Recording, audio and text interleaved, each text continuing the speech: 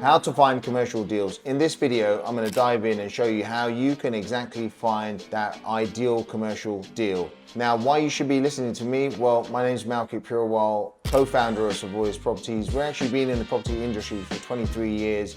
We built up a portfolio of 700 tenants, primarily in HMOs and commercial to residential or mixed use properties. So before I dive in, let me explain what we're actually looking at. Ideally, you want to be looking at commercial Class E properties. Basically, with Class E, you have Class MA rules. And to sum this up, basically, it allows you under permitted development to change commercial properties to residential use by using what's called a prior approval application. Now, this is such a useful tool that we've actually been using since 2013 when the rules were relaxed on commercial buildings. And over the past few years, it's been relaxed a lot more. And with Class E, a lot more properties now fall into this Class E category, basically meaning you can actually change these to residential use. So now let's dive in. One of my favorite websites is Gazette. Now a lot of novice property investors or developers may not know about this, but this is an ideal place where you can find commercial deals. Typically those commercial resellers that aren't based on the high street typically use this website. And we've actually used this to find our most iconic deal, which was our office to residential 10 flat conversion in Burnham, where we took a property which was worth 670,000 and changed it to 10 self-contained flats with an end value of 2.5 million pounds, giving us a profit of over 7 figures. Now, we put this into the Property Investor Awards, ended up winning Commercial Developer of the Year in 2020. We went back in 2021 and won 2 more awards. And both those were actually found also on State Gazette. So let's get started. So now we're on here. You can actually got 3 toggles here where you can actually choose to rent, for sale or auction. In this case, let's choose for sale. Now let's focus on the location. So I'll go where we're based, let's Uxbridge, and I'll give a radius, let's say of 15 miles. Now you can put in a price bracket depending on square foot, square meter, acre, hectare, but I'm going to leave that how it is. You can also break down the type of commercial property that you're going to look at, but I'll also leave that unfiltered. And again, you've got this option of choosing the size of the property. And this also can be broken down into square foot, square meter, hectare and acre. Now I'll leave this, and also you've got the tenure of the property, which basically meaning, is it business for sale, is it freehold, leasehold, investment, development opportunity. I'll leave all of those just so we can run through this. Now I'll click search.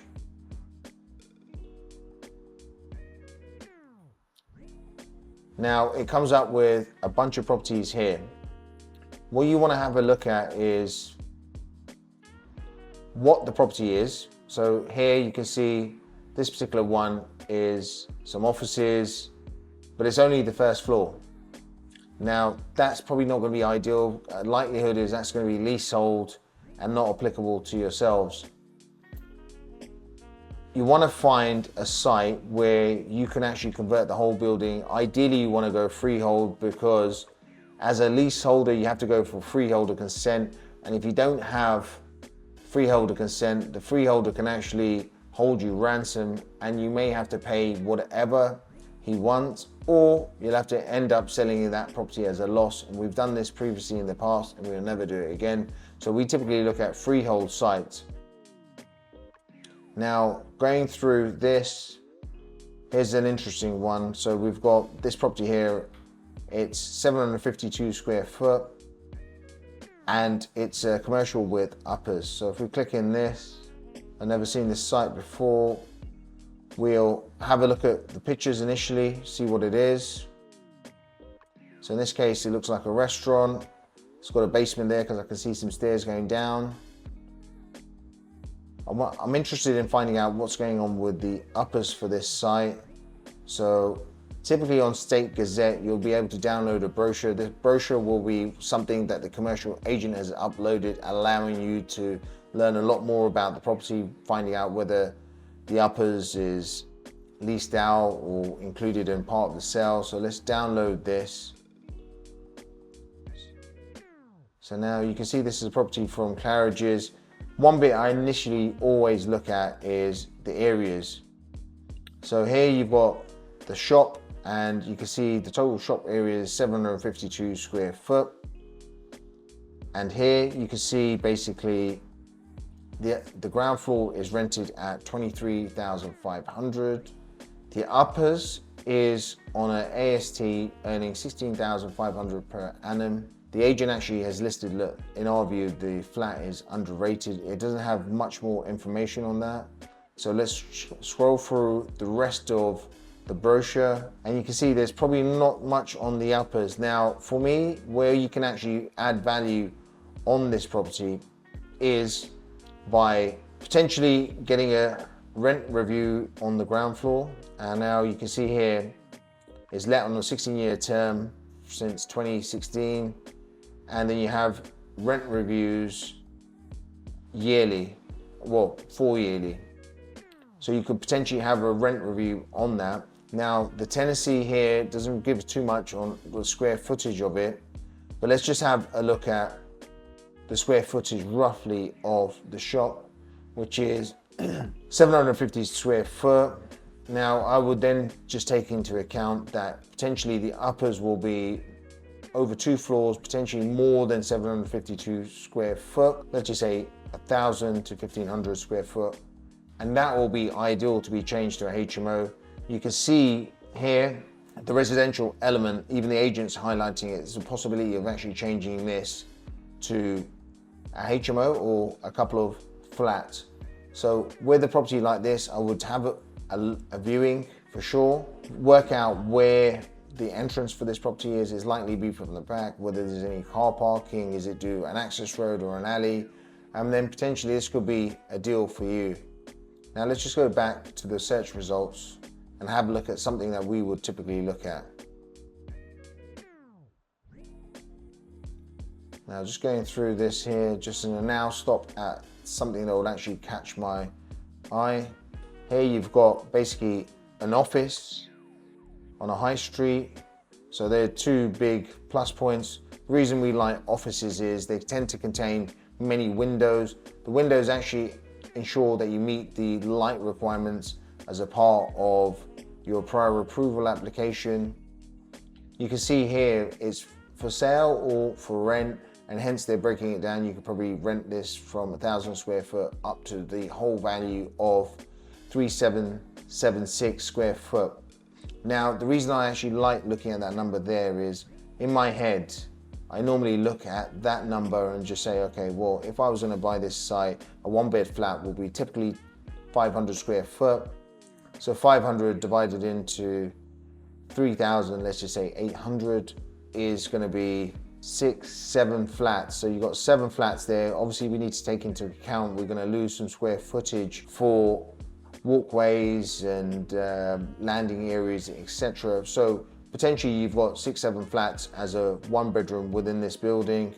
Now let's just have a look at some of the internals of it. So as you can see, it's in a nice area. Potentially the side here is residential. It's on a residential road leading off the high street. It's got a lot of natural light, which is a plus point. It's got car parking there, so you can ensure that you'll meet the parking transport requirements for your prior approval application. So from this, it looks like you've got 4 spaces there, and typically 4 spaces here. That's 8 spaces. Most flats require a minimum of 1 car parking space, so you'll ensure you'll be able to meet that. Now looking at the internals, I actually like seeing something like this because you can see there's not a great amount of demolition work required, and you can see because it's all open plan, it's quite easy to partition when you're going to be creating your flats. Good thing with commercial properties is they have adequate fire escape routes. Again, this makes for offices ideal for being converted to residential use. Now let's just go through here, just see if there's a brochure. There's not. Well, you can see it's for sale and it's freehold. You've actually got 12 car parking spaces, which is more than adequate. Now this is something that I would have a look at, and it's basically just based near Egham on the high street, close to Egham train station. This is ideal for a property that you're going to convert to residential, either sell or even hold, because there's great transport links into London, and Egham is actually really well connected. You've got the M25 there, so as a resident you can actually move around very easily. Now let's have a look at some other properties that are on Estates Gazette that you could potentially use.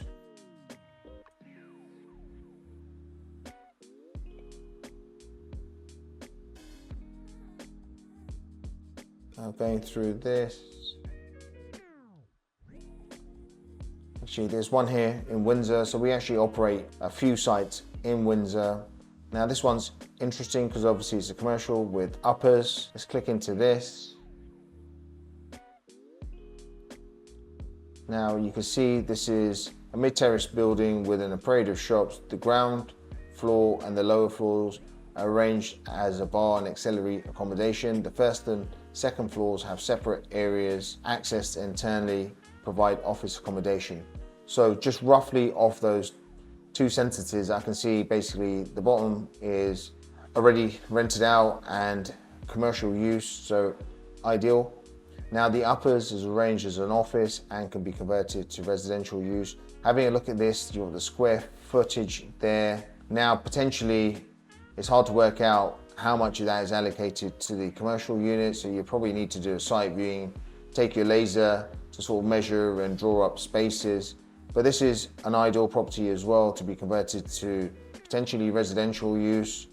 As you can see here, it's close to Windsor and Eton Central Station, so that takes you straight into London. And it's basically located in the heart of Windsor. So if you do get residential use on this, it could be potential with being used as service accommodation. And I know some providers that operate in Windsor, and service accommodation in Windsor runs pretty well. With the uppers being offices, you know, Class MA and Class E apply to this. So the likelihood of getting this changed to residential use is pretty high. Obviously you've got the checkpoints that you'll need to go through. Now this is something that I'd probably have a look at. It's going to auction, it's guided at 400. If you get your maths right, you could be onto a potential bargain here. Let's now run through one more site. And again, we'll look at something that I would typically look at. And again, I haven't actually been through this, so this list is actually quite fresh for me. So let's have a look what else we've got.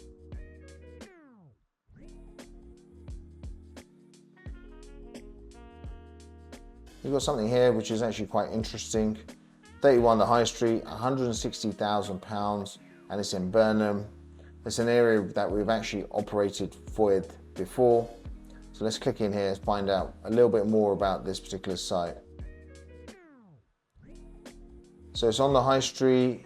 You can see it's a convenience store on the bottom. So what does it say here? This property is a semi-detached property forming part of a local shopping parade comprising of a lock-up shop on the ground floor and the self-contained flat on the first floor, which is actually being sold off on a long lease. So here you've only got basically the ground floor that you can work with. It's sold at a decent price. You probably need to just find out some more information from the seller on this, because typically with these commercial units, they tend to be quite long. Let's have a look. You can see from this photo here, it moves all the way to the back. So potentially, if the lease isn't that long, you could buy this site. As long as you meet the prior approval requirements, you could probably chop and convert the rear of the building to a studio flat or a one-bed flat. When it comes to zoning, the rear is actually worth the least when it comes to a commercial valuation. So they typically tend to be zone C or D, and in some cases zone E, which is basically worthless. Now that's a promising sign. Let's just click through the rest. Got an aerial shot here. You can see the depth of this building potentially has been extended before compared to the neighboring properties. And inside, just as what we thought, it's a long shop. It's got a lot of fruit and veg in here, but potentially the rear of the building is underutilized and maybe ideal for being repurposed.